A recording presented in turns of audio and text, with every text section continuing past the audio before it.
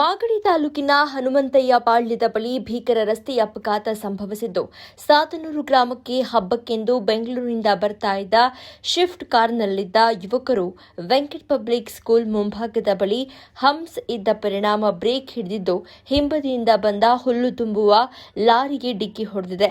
ಡಿಕ್ಕಿ ಹೊಡೆದ ಪರಿಣಾಮ ವಾಹನವು ಪಲ್ಟಿ ಹೊಡೆದಿದ್ದು, ಯಾರಿಗೆ ಯಾವುದೇ ಅನಾಹುತ ಸಂಭವಿಸಿಲ್ಲ. ಕುಡಿದು ವಾಹನ ಚಾಲನೆ ಮಾಡಿರುವ ಬಗ್ಗೆ ಮಾಹಿತಿ ಲಭ್ಯವಾಗಿದ್ದು, ಸಾರ್ವಜನಿಕರು ಕ್ಯಾಂಟರ್ ಡ್ರೈವರ್ಗೆ ಧರ್ಮದೇಟು ಕೊಟ್ಟಿದ್ದಾರೆ.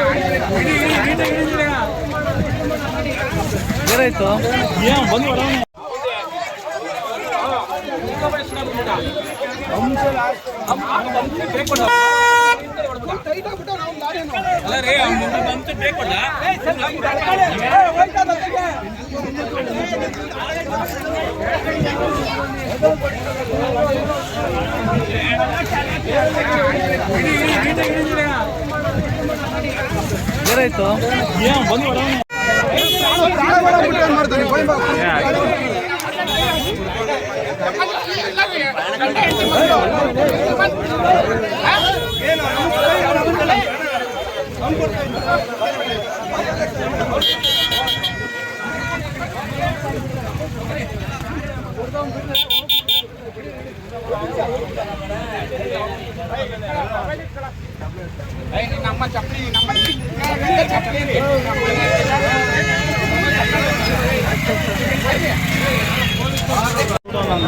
ಫುಲ್ಲು